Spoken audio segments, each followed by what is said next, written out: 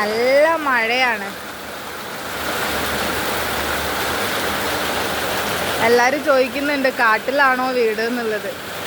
കാട്ടിലൊന്നും അല്ല കേട്ടോ, ഹൈവേയിലാണ്. പക്ഷെ നമ്മുടെ വീടിൻ്റെ ഫ്രണ്ടിൽ വീടുകളൊന്നുമില്ല. നല്ലൊരു സ്ഥലമാണ്.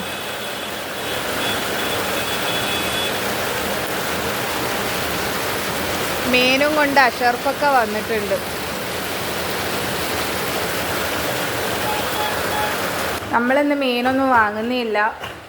ഇന്ന് സാമ്പാറാണ് വെക്കുന്നത്. സാമ്പാറും സ്രാവിൻ്റെ ഉണക്കൽ വറുത്തതുമാണ്.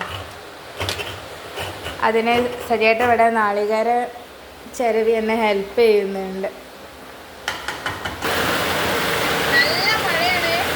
അതുകൊണ്ട് സാമ്പാർ വെക്കാന്ന് വിചാരിച്ചു. അപ്പോൾ സാമ്പാറിലേക്ക് ഞാൻ വറുത്തരച്ചിട്ടാണ് കറി വയ്ക്കാറ്. അപ്പോൾ നാളികേരുണ്ട്, വെളുത്തുള്ളി, ചെറിയുള്ളി, കുറച്ച് ജീരകം, കുറച്ച് പരിപ്പ്.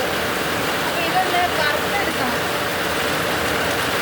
അപ്പോൾ വറുത്തരയ്ക്കുമ്പം ഞാൻ ഇത്രയും ചേരുവകളാണ് ചേർക്കാറ്. വെളുത്തുള്ളി, ചുവന്നുള്ളി, ചെറിയ ജീരകം കുറച്ച് ചേർക്കും, കുറച്ച് പരിപ്പും. ചിലർ വറുത്തരയ്ക്കാതെ വെക്കുന്നവരുണ്ട് അല്ലേ. ഞാൻ വറുത്തരച്ചിട്ടാണ് എപ്പോഴും സാമ്പാർ വെക്കാറ്. അപ്പോൾ ഇനി നമുക്ക് ചീനച്ചട്ടി എടുത്തിട്ട് നമുക്കിത് വറക്കാം.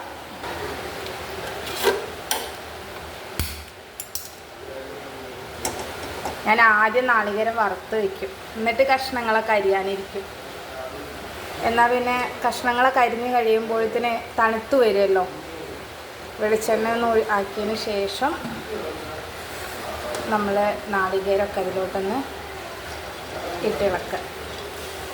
ഞാൻ അടിയിൽ പിടിച്ചു പോവാതിരിക്കാൻ വേണ്ടിയിട്ടാണ് ആദ്യം വെളിച്ചെണ്ണ ഒഴിക്കുന്നത്. എന്നിട്ട് നമ്മൾ ഇങ്ങനെ ഇളക്കിക്കൊണ്ടേ ഇരിക്കണം കേട്ടോ.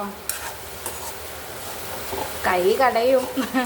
നമ്മളിങ്ങനെ ഇളക്കി കൊടുക്കുക. അതുപോലെ തന്നെ ഞാൻ കായം പൊടിയാണ് ചേർക്കാറ്. കായം മുറിച്ച് നമ്മളിതിൽ പണ്ടൊക്കെ അമ്മയൊക്കെ ചെയ്യുന്ന സമയത്ത് കായത്തിൻ്റെ കഷ്ണം മുറിച്ചിട്ടിട്ടാണ് അവർ ചെയ്യാറ്. ഇപ്പോൾ പിന്നെ കായപ്പൊടി കിട്ടുന്നതുകൊണ്ട് ഞാൻ കായത്തിൻ്റെ പൊടിയാണ് ചേർക്കാറ്. വെളിച്ചെണ്ണ കുറവുണ്ട്, അപ്പോൾ കുറച്ച് വെളിച്ചെണ്ണ കൂടെ ചേർത്തിട്ട് നമ്മൾ സിമ്മിലാക്കി വെച്ചിട്ടാണ് നമ്മളിത് വറുത്തെടുക്കുന്നത്. ഏകദേശം നമ്മളുടെ നാളികേരം ഇതാ ആയിക്കൊണ്ടിരിക്കുന്നുണ്ട്. ഞാനിതാ ഈ ഒരു പരുവത്തിലായി വരുന്ന സമയത്താണ് ഇതിലോട്ട് മസാലകൾ ചേർക്കുക. മറ്റേ അത് നാളികേരം വറുത്ത് കിട്ടാൻ കുറച്ച് പണിയാണ്, അതിങ്ങനെ റബ്ബർ പോലെ കിടക്കും. അപ്പോൾ ഇനി ഇതിലോട്ട് നമ്മൾ മസാലകൾ ചേർക്കുകയാണ്. ഇതിൽ മഞ്ഞൾപ്പൊടി ആദ്യം ചേർത്തു. ഇനി ഇതിലേക്ക് ഒരു സ്പൂണ് മുളക് പൊടി ചേർത്തു.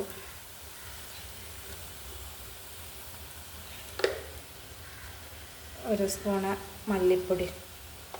എന്നിട്ട് ഇനി ഇത് നന്നായിട്ടൊന്ന് മിക്സ് ചെയ്ത് വറുത്തെടുക്കുക.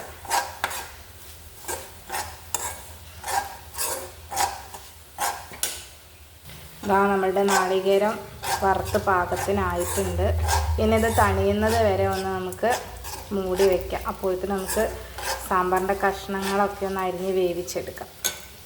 അപ്പോൾ ഞാൻ ആദ്യം തന്നെ വലിയ ഉള്ളി അരിഞ്ഞ് വെച്ചിട്ടുണ്ടായിരുന്നു.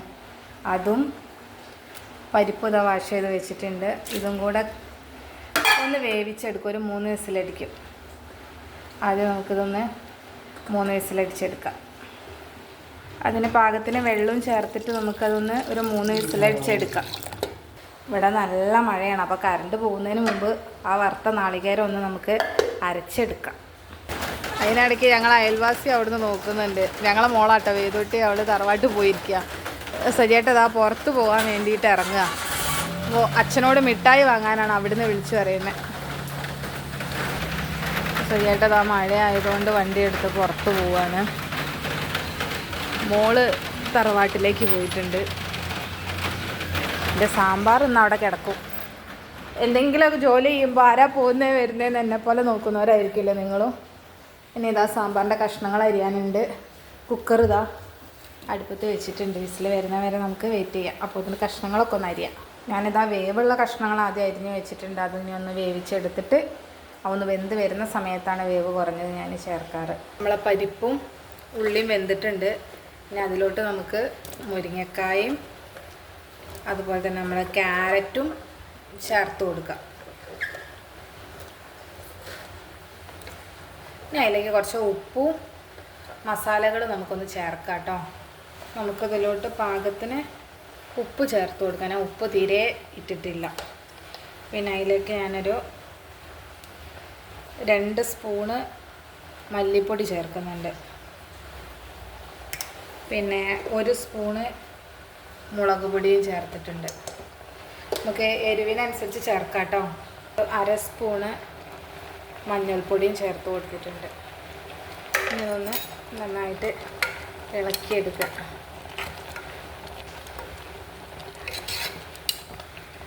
ഇനി ഇതൊന്ന് വേവിച്ചെടുക്കുക.